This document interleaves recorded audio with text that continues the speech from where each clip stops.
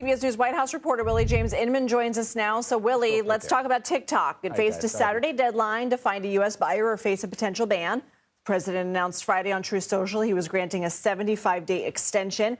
CBS News is now learning a deal was at the finish line, but China pulled back due to these tariffs. What can you tell us?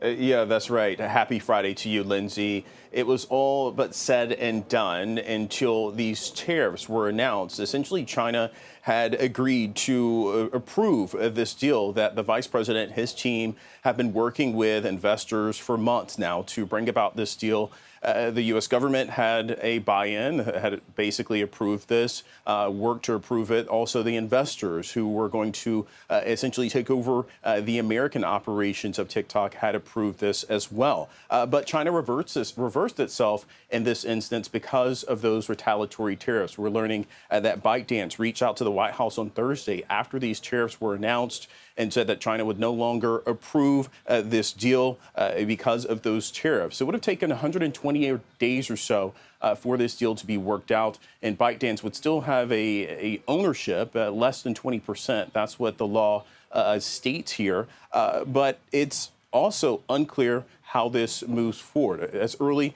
as this morning, it was unclear as to whether or not a potential deal could be announced. Now, this executive order that the president said that he signed, extending this deadline by 75 days, would buy more time for the president to make a deal. And this really would be perhaps involved in those tariff negotiations on the back end, because China probably wants a deal there. And this is something that could be worked out in those conversations, Lindsay. Well, all this is happening. President Trump is golfing today. He is hosting a fundraiser at Mar-a-Lago, $1 million a ticket. Where's that money going? Do we know who will be there?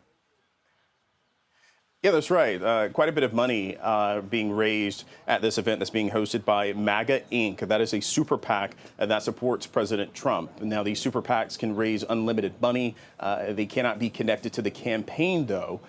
President Trump is attending as a guest speaker and not soliciting donations specifically at this event.